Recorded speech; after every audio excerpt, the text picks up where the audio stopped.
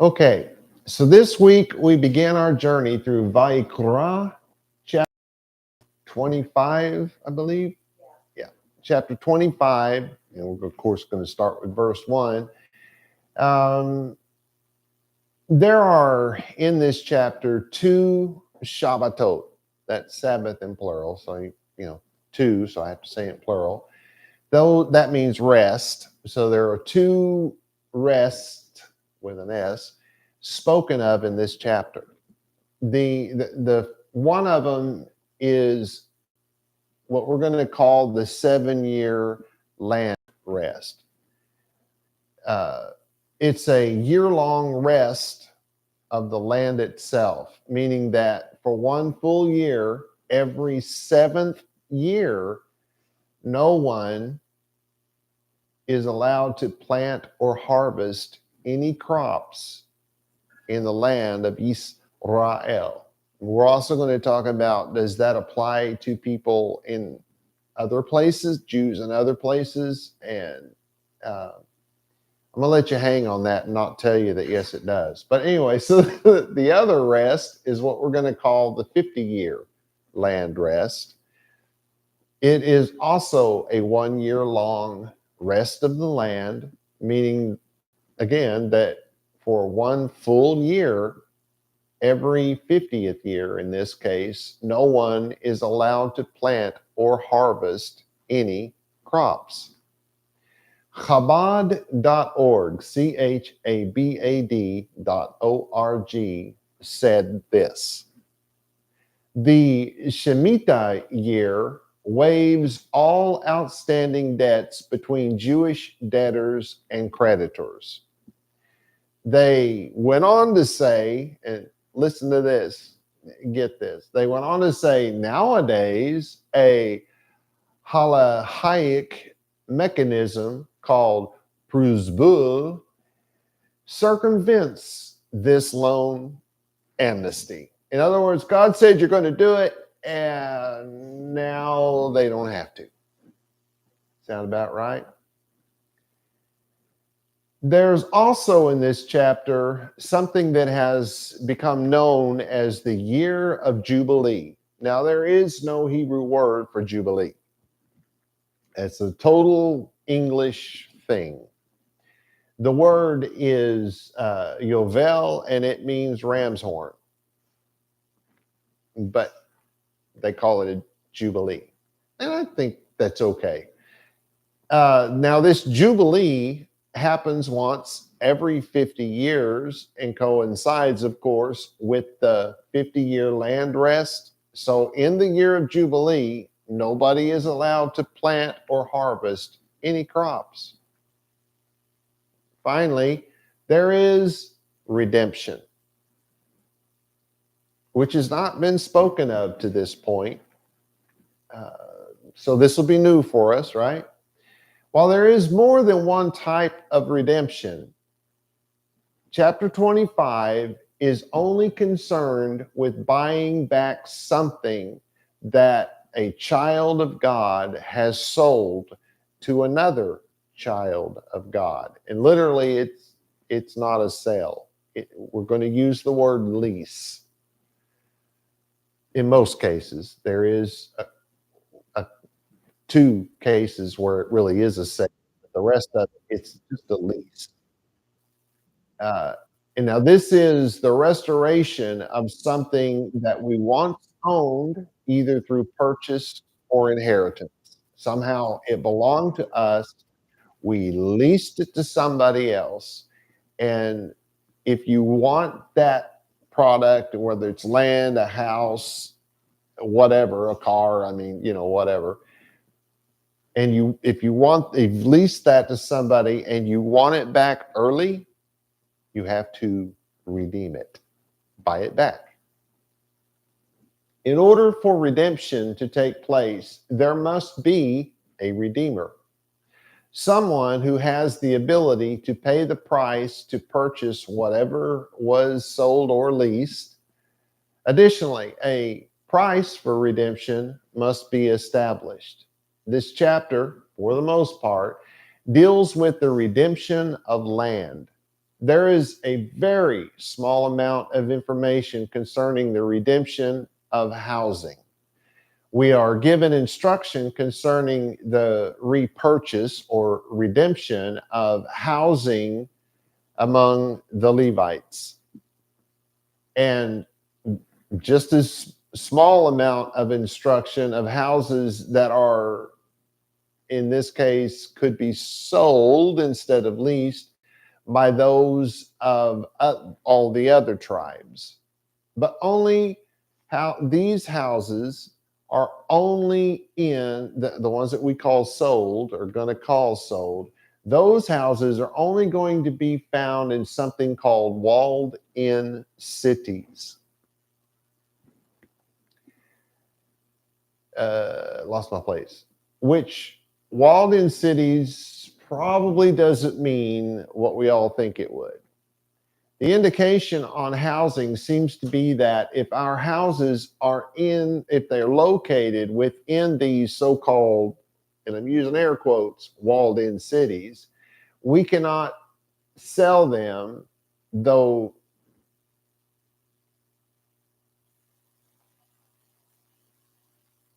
no, that's not, that's completely wrong. What did I read wrong? No, I said not, and that's why I stopped. We can sell these houses in walled-in cities. They're the only ones that can actually be sold. All right, so now the price of redemption, in other words, what it costs to repurchase, is established according to the price paid for the purchase.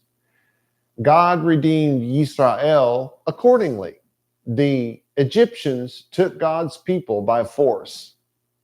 We know this because God repaid the Egyptians with a mighty hand and with an outstretched arm, as it is translated in Deuteronomy 26:8.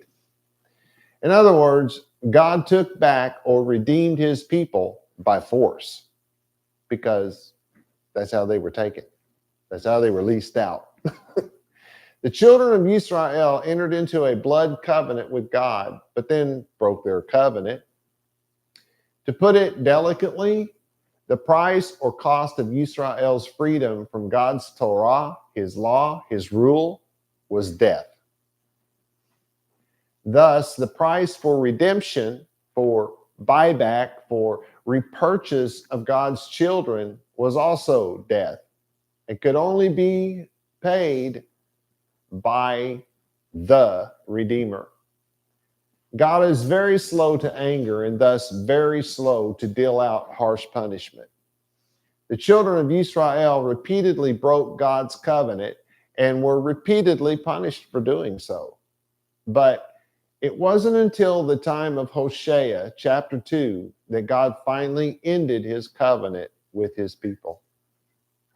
When God divorced his people, the children of Israel became a regular, Gentile, godless nation like all of the others. A redeemer pays our debt and we get our stuff back. So why would someone just pay off other debts if they get nothing out of it?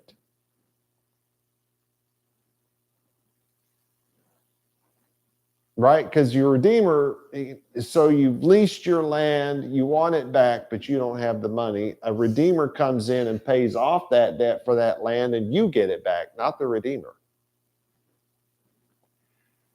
Well, there are payoffs for the redeemer if the situation is right.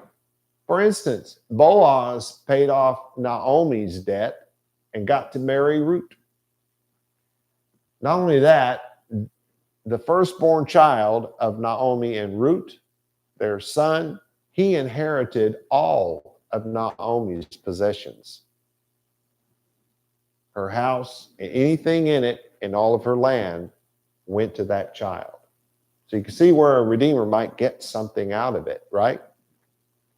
When God redeemed Israel from Egypt, he gained the children of Israel and their descendants as his inheritance.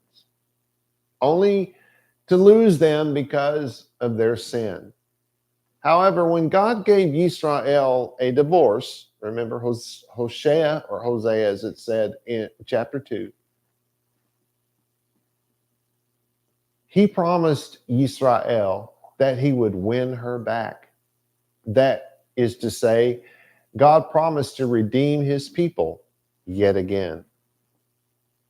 It is only through God's redemption that the land of Israel and everything in it can once again belong to God's children.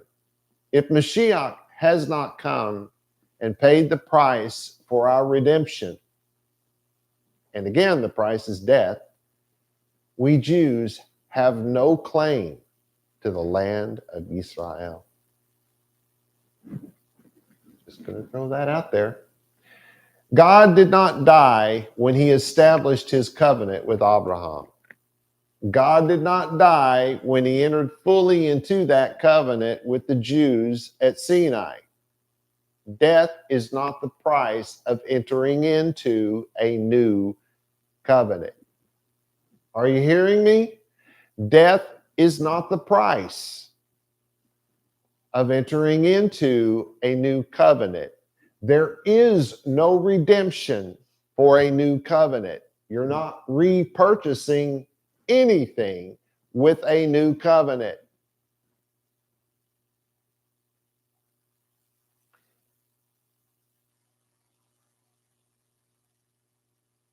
Death is the price that is paid to reinstate a broken blood covenant. Christians believe that a new covenant replaces an old covenant, but this is completely wrong. The words new covenant, in English, of course, from Yirmiyahu, or Jeremiah as he's called these days, and those same words found in the New Testament letters, is a mistranslation. Both passages should have said new sacrifice. Further, the new sacrifice was made to reestablish, it was made to redeem, it was made to repay the Redeemer's price for the covenant that was made at Sinai. Thus, the idea that Jesus died to save everyone who confesses and truly believes in him is utterly and completely false. It doesn't hold the biblical, what's the word I'm looking for? Smell test. It doesn't live up to it. I don't know what I'm trying to say there. Let's get started. Of course, we're beginning our verse with something very similar, but there is something different. It says, vaYiqra Yahweh el Moshe, but it doesn't stop there. It says, Behar Sinai lemor. There's something different here.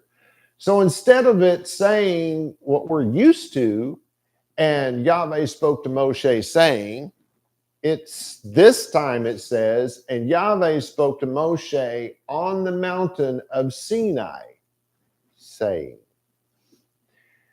Oh my gosh, the sages had all kinds of wild-haired ideas about what that meant. The Kyle and Deluche, I haven't gone back and looked at their work for a while, so I went back to see what they had to say about it, and was that ever out of what they said was completely wrong. So it not even worth talking about. And in the end, I have no idea why there's this change. None. And nor does anyone else. Just read the sages. You'll get they don't know what they're talking about. So at this point, I don't know. I know that when we start a new section, it always begins with something akin to, and Yahweh spoke to Moshe saying. So we know we're beginning a new section. We don't know why the specific addition of on the mountain of Sinai was added. I'm going to work on that, and maybe I'll figure that out before the end of things. But the argument is mostly given to say, well, this sums up some section, or this begins some section, and it neither sums up nor begins, because you find it at the beginning and you find it at the ending. So, and not very often, just once in a great while. So why at this point, I don't know. And everywhere I've turned to try to find some information on it, I got nothing worthwhile. So sorry. So let's move on to verse 2.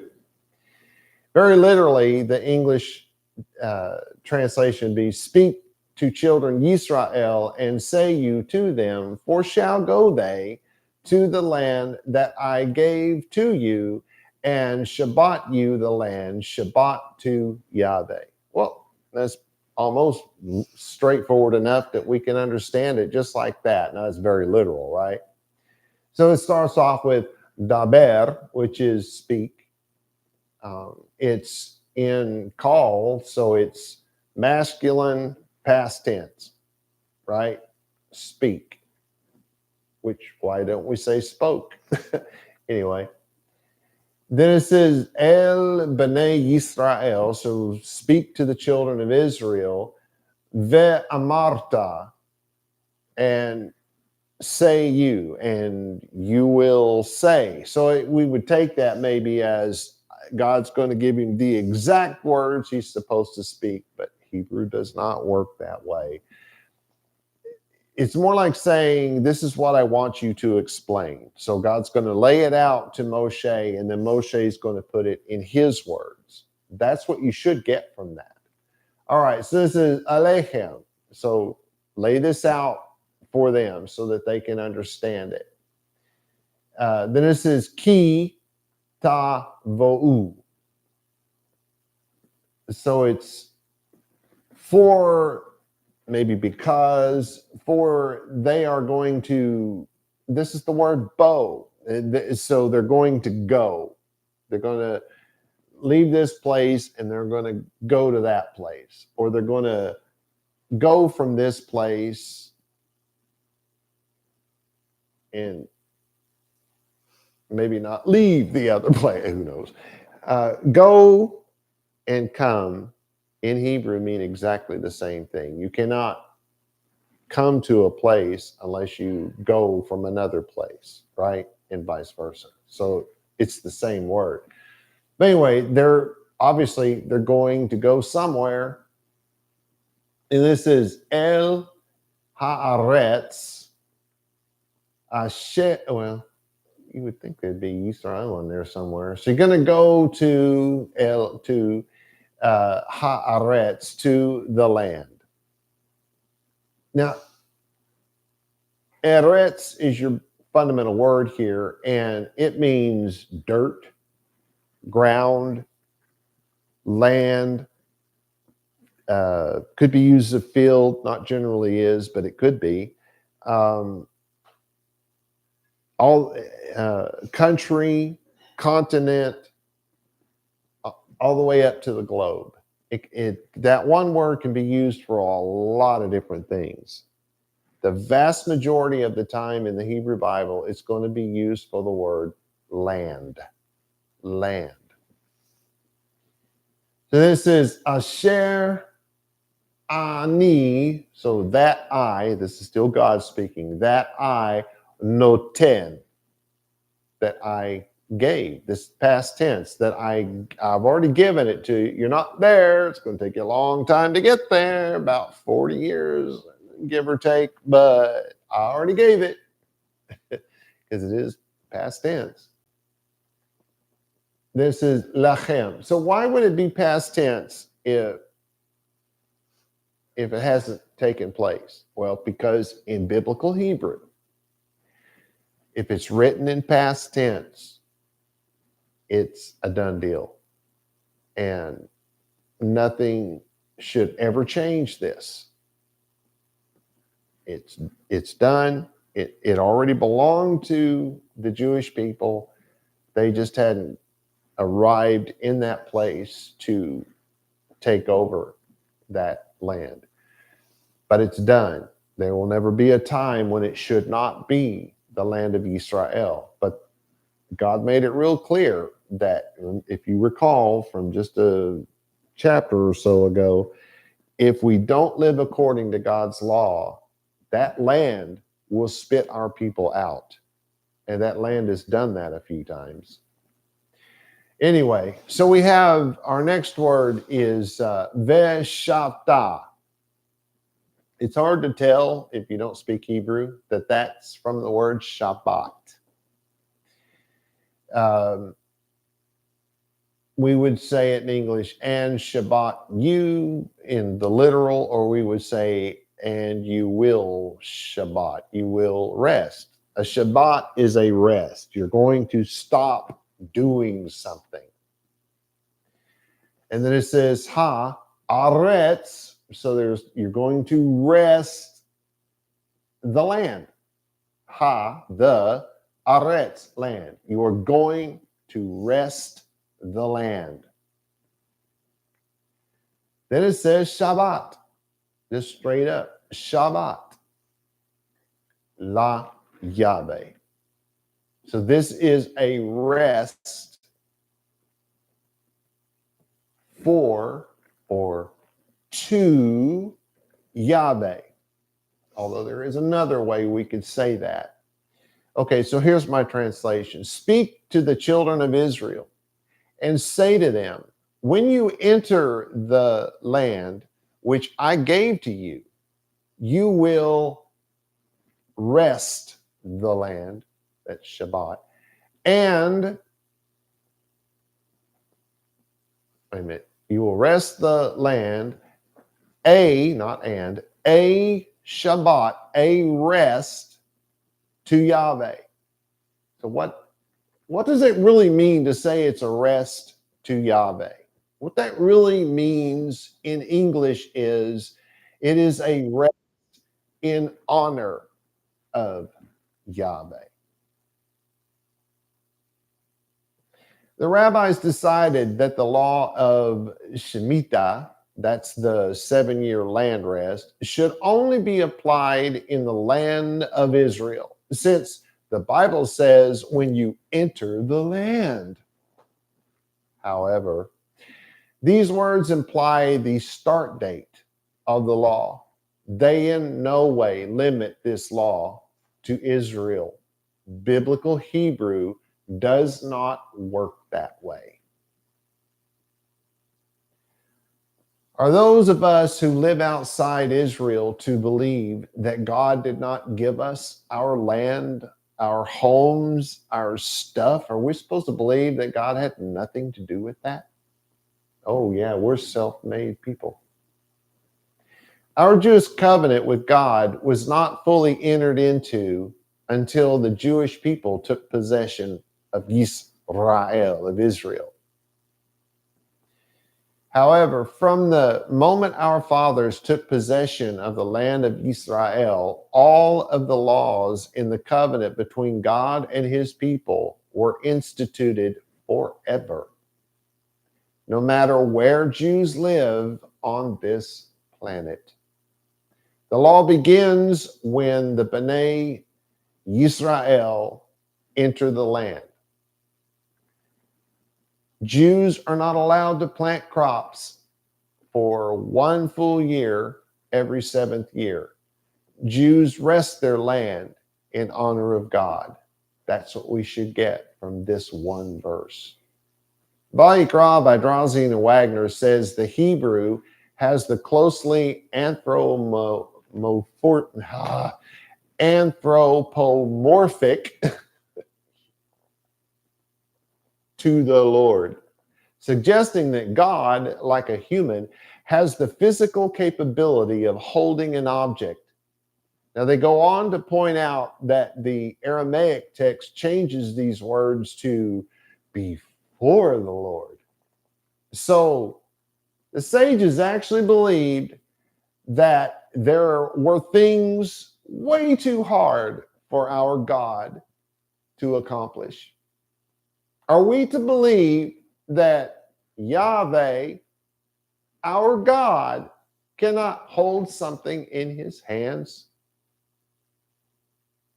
Genesis 18:14 says, Ha yipale me Yahweh, which basically means, and I'm paraphrasing in English, do you really think there is something so extraordinarily hard that because this is God speaking, I, Yahweh, cannot do? Or let me put it the way I probably would have said it. How stupid are you? That was probably me. That's how I would have said it, but then I'm not God either. Were we not created in the image of God? If we have hands, eyes, ears, and feet, why would we think that God does not? If God has no hands, he cannot touch us, nor could he have shaped Adam from clay. Yet he said he did. If God has no eyes, he cannot see us. Isn't it the idea what we're out there doing and what we're up to, right? Because he can't see us. If God has no ears, he cannot hear our prayers, nor our cries for mercy, can he? If God has no feet, he cannot walk with us, nor could he have walked in the garden in the cool, the ruach of the day with Adam. I'm just saying. Let's go on to verse 3. Very literal English. 6 years you shall sow field your, and 6 years shall prune vineyard your, and gather you crop. Again, that's so clear you almost don't even need any translation, right? So we have shesh, which means 6, shanim, so 6 years. Tiz ra, you will sow. That's what you think, to disperse seed into the ground and, till the ground probably first and then put the seed in there and maybe water it and stuff. You'll do that for 6 years out of the year.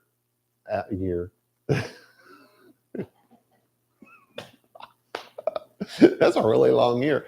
You'll do that for 6 years. And what is it that you plant? Shadacha, your field. And for Veshesh, so for 6 shanim, 6 years, Ti zimor, you'll prune karmecha, your vineyards. Ve'asata, and gather is, like gather things together, cut off your grape clusters and throw them into a basket. You're gathering them together. You get it. You're gathering your field. You probably want to get a lot of that, but you put so much effort into having it. And it says, did it say field after that? No, you will gather, it says, et tevuata, your crop. You'll be able to plant, which means you have to cultivate the fields and all that kind of stuff, all that stuff that goes with getting it ready to plant. And then you're going to plant the seeds after you've prepped the property. And then you're going to have to, maybe water it and, weed it and try to keep the bugs and the varmints from eating it. And then ultimately you're going to gather it up. So you do that, just go about your business for 6 years in a row. So you have 6 years, you shall sow your fields, and 6 years you shall prune your vineyards and gather your crops. So what do we get from this verse? Well, every child of God who is a farmer is only allowed to plant a crop for 6 consecutive years. Every child of God who is a vine dresser, I don't know what you call them other than that, is only allowed to prune their vines for 6 consecutive years. Every child of God who is a farmer and or a vine dresser is allowed to gather their crops for 6 consecutive years. That's it. Nachmanides rightly pointed out that this verse is not a command for every child of God to plant, prune, and gather crops, right? This is only for the farmers. And that's very rare. In fact, this is the first time I've seen it in the law itself. Usually when you get a law, it's for everybody, and you have to figure out how you apply that to modern, people who build websites and, work on computers for a living. You kind of have to think that one through because it applies to everybody no matter where they are. But in this case, this is specifically of farmers and no one else so far on this verse. The verse applies only to the children of God who actually plant and or prune grapevines and thus gather their yield at the end of the season on their land or their crops as well. Actual farmers. It's not a command for every child of God to be a farmer.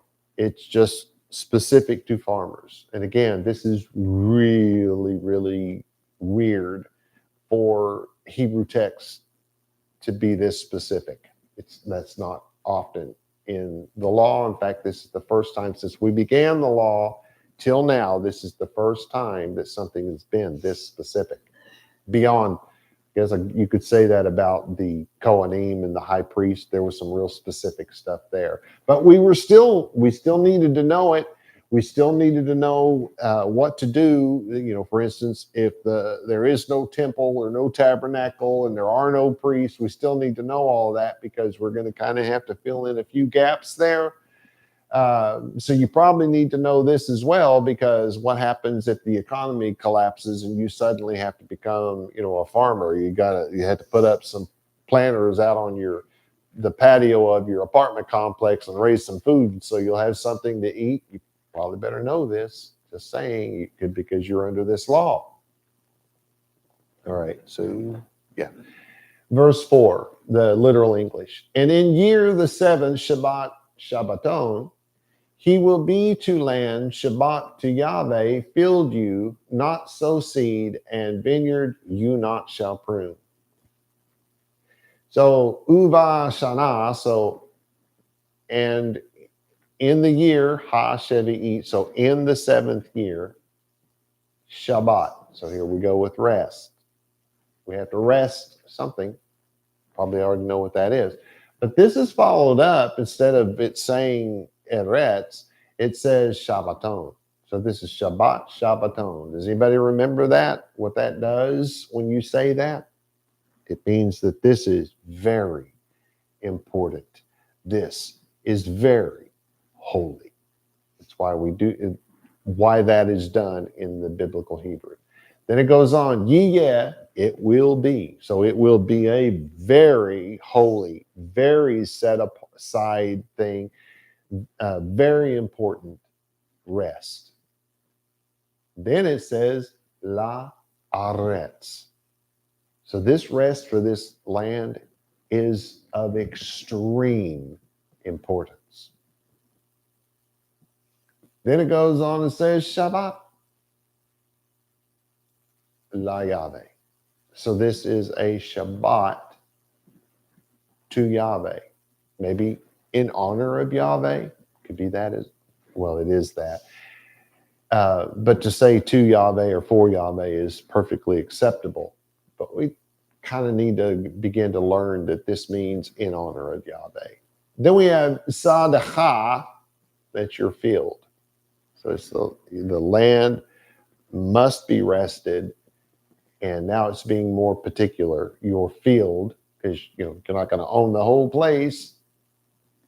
Lo tizera, you will not plant. Nope.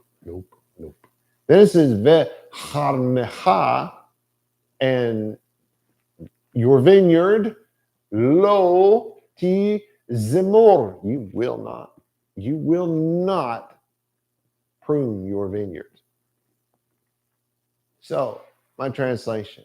And the 7th year will be a Shabbat, Shabbaton. It will be a major Sabbath. It will be a very important Sabbath. It is utterly holy. So it's going to be this kind of a Sabbath for the land. For the Sabbath is for the land, not the people. It's for the land. Although if we Sabbath the land, we will benefit from it. And it goes on, a Shabbat in honor of Yahweh. You will not sow your fields, nor will you prune your vineyards.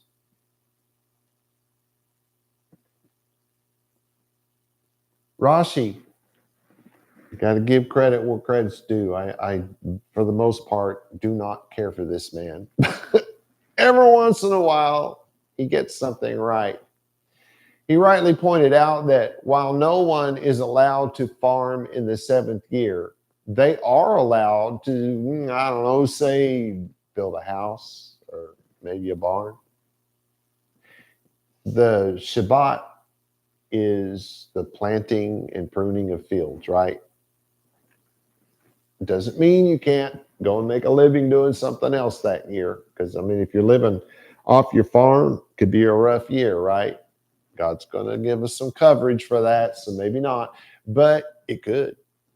So, but this isn't saying you can't build on that land. It's not saying that you can't do something on that land. It's just saying you cannot plant or reap on that land, because farmers know that when they plant a field 6 years in a row that and decide not to do anything on the seventh year, there's still going to be a crop that grows up.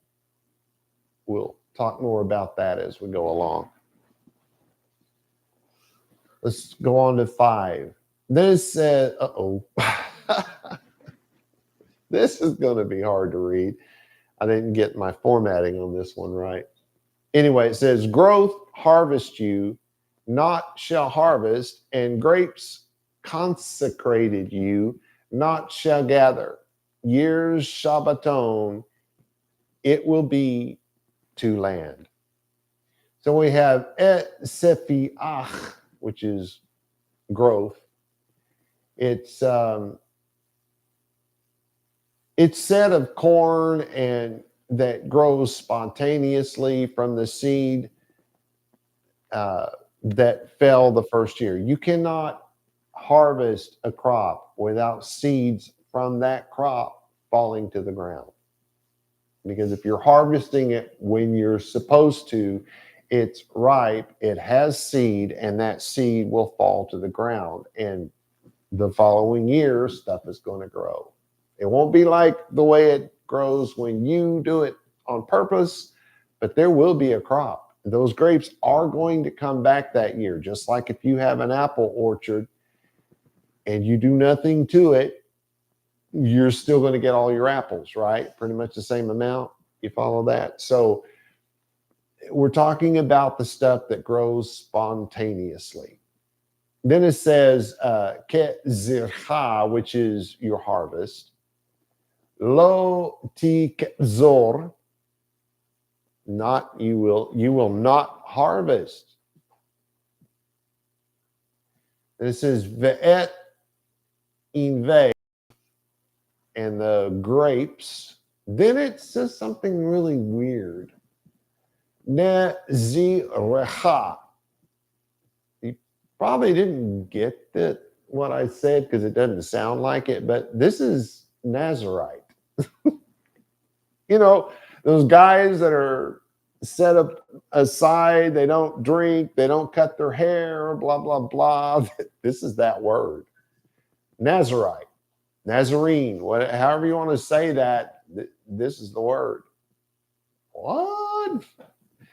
It's from Nazir, which means to consecrate, to vow, if you will. It means a lot of different things. Kyle and Deluche, I spent more time on them than I probably should have, but they did say something interesting. They said that Nazir, the Nazarite, who let his hair grow freely without cutting it,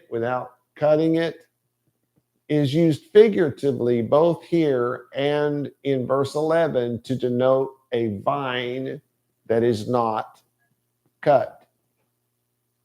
Since by being left to put forth all its productive power, it was consecrated to the Lord.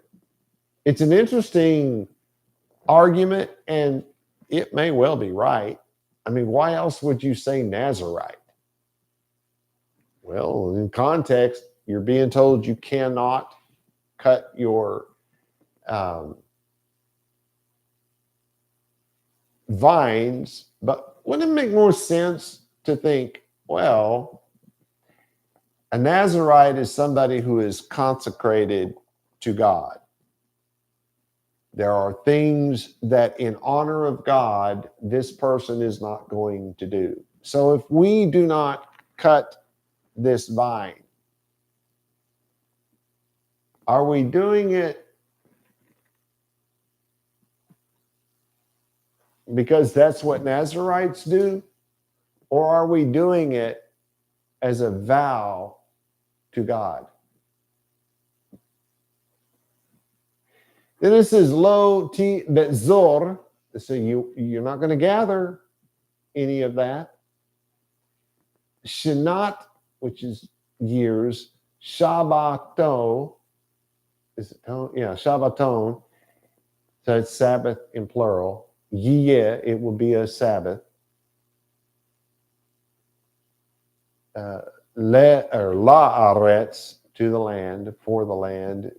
Again, we're still on this idea that this Sabbath is for the land. It's not exactly for the people. People will benefit if they follow this, but it's really for the land and not the people. We really got to keep that in mind, because the writer, this Moshe, keeps saying this. So here's my translation. The unplanted produce that grows in your fields, specifically, I've had to add those words because, to make it make sense in English. So the unplanted produce that grows in your fields, you shall not reap, and your uncut grapes you shall not gather. It will be a rest for the land. Let's see, where did I put the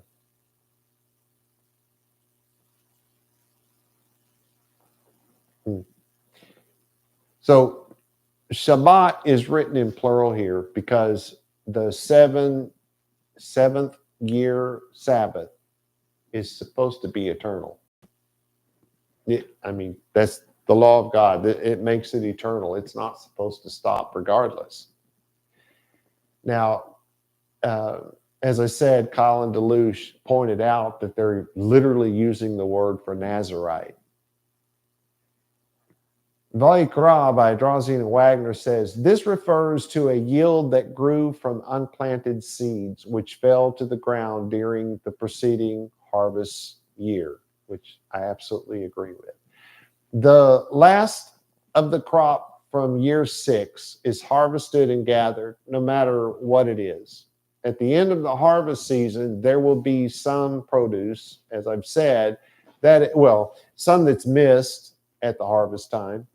Some of the harvest will fall to the ground, and we already know we're not allowed to pick it up because we've already been given that law. Drop any part of when you're reaping your harvest. If you drop any of it, you have to leave it there for the poor.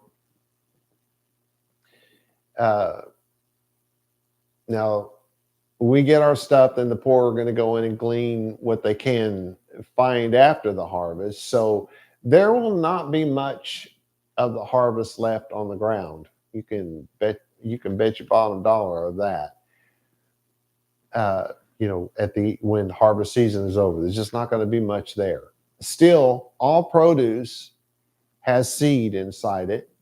And when that produce winds up on the ground, it dies, but then it grows back in the next season.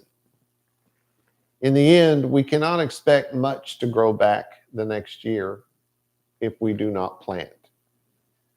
Produce that grows from trees and vines would tend to put out just as much as they did in the previous year. The vines are the only ones affected by this rule, by this Sabbath. trees or not. So if you have an apple orchard, a dates, a date orchard, I guess, fig trees, a fig orchard, any of that stuff, you're free to. Well, you don't plant it every year. You do harvest it, but you're not being told you can't touch that stuff, right? So this is only the stuff we plant in the ground. All right, we'll try to do one more. I'm a little surprised that my formatting didn't work. It worked on the other machine. It's just not working on this one, but we're okay. Very literally, it says, and was her Shabat the land to you for food to you and to servant you and to maid servant you and to contractor, and I'm going to change that word, and to dwellers with you.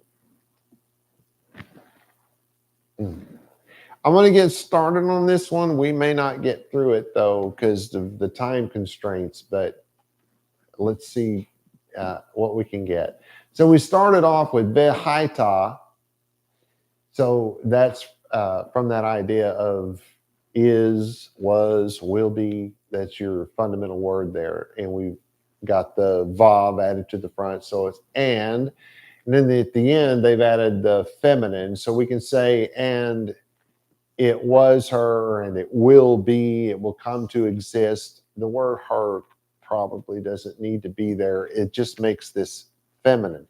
And it's feminine because a group is being spoken, and a group of mixed company is being spoken of. So it becomes feminine. Doesn't really mean a lot in the grand scheme of things. And so it will be Shabat. We have the word Shabat. So a rest, haaretz. Here we go again. A rest of the land. Lachem, to you, or even for you. Then it says le'achla, for food. The rest is for your food. You're not planting any food, and you're not going to harvest any food, and this is for your food. This is lacha to you. Then it says, and u le'avdecha, which is eved, servant. So this is, and it's to you and to your male servant. This is the masculine. And then we have ve'la'a matecha, and your maid servants. This is the woman servant. Ve'lisechirecha, and to your indentured servant, your hired servant. Wait, what? Ule tosha vecha, and these stranger, immigrant, sojourner, these are all the words that are given. Could be immigrant, could be used. This is ha-garim. Well, those same words are used for this one as well, but it's actually from the root that means to dwell, and it's of someone who dwells somewhere other than where they're from. So that's where you get that idea of sojourner, stranger being applied to this. So we have two words that essentially mean the same thing, and it's from the root ger, of course. And then it says imach. So that's with you, that dwell with you would make sense, right? So the translation is, and the Shabat and the rest of the land will be for your food, for you, for your male servant, your maid servant, I'm calling it an eye servant because this is an indentured servant, and for the toshab, for the foreigner, who ger, who gur, to be specific, who dwells among you. So wait, How are we to eat that which we are not allowed to plant, harvest, or gather? It just said it was for our food. Verse 20, I'm going to have to jump ahead a little bit here. Verse 20 asks the question, what will we eat in the seventh year? Behold, we will not sow, nor will we gather our crops. Right? So obviously, those people who said that, or are going to say that, as God says, they're not getting the idea that we're supposed to eat this food. But doesn't it sound like that's exactly what it's saying? And the Shabbat of the land will be for your food, for you, your male servant, your maid servant, your indentured servant, and the foreigners who dwell among you. That, you know, this year that nothing is planted, that's for all of those people combined. That's for their food. So why would this question be asked in verse 20? Why would they ask, what are we going to eat? These are Hebrew-speaking Jews of that time. They obviously understood verses 5, 6, and 12 to mean that we cannot eat anything that grows in the seventh year. That's the way they understood even this verse, because otherwise they wouldn't be asking that question. If it helps if we ask this question. Is the Shabbat of the land for our benefit, or is it for the benefit of our food? Are you hearing it? We're supposed to eat the wild food? No one. The wild food is supposed to fall to the ground to replenish the soil so that you, your male servant, your maid servant, your eye servant, your foreigner who dwells among you will continue to harvest good food and bountiful crops forever.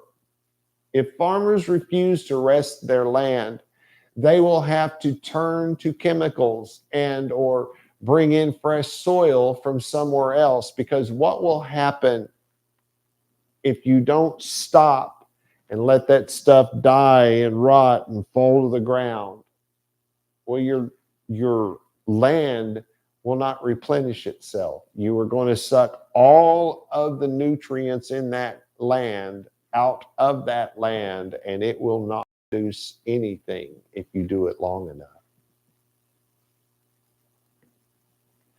Of the word that is translated dwellers, vaYiqra by Drazina Wagner says, Sifra states that the resident is a non-Israelite. Sa'adia, does that make sense? A resident is a non-Israelite. Sa'adia understands that he is a guest who resides with the landowner. In other words, you got to live on that property with that landowner. Couldn't be somebody who just has a place out there in the country somewhere, or maybe in the city that's not Israeli. Oh no, it couldn't be that. How can it be said that the gur does not convert? Are they not subject to the same laws? Yes. The answer to that question is yes. Yes, they are subject to the same laws. In short, we are talking about assimilation, not conversion as in converting from one religion to another, though changing religions would have come with assimilation during the biblical period among this people. You would have had to switch your gods. If you didn't, you were doing that in the privacy and secrecy of your home. You didn't want anyone else to know you were doing it. So what are you saying, Rob? What do you mean it's for food? Well, listen to what it says in the Shabbat, the rest of the land will be for your food. It's not something you eat.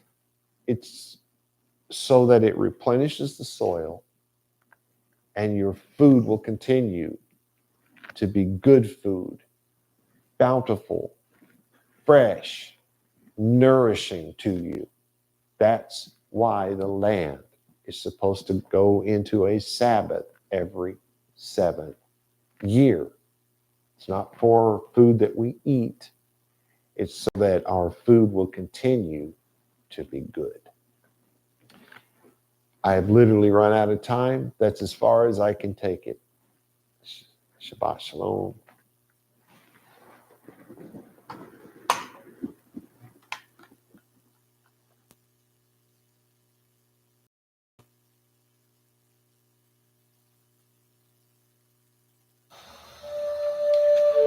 The blessing, vaYiqra.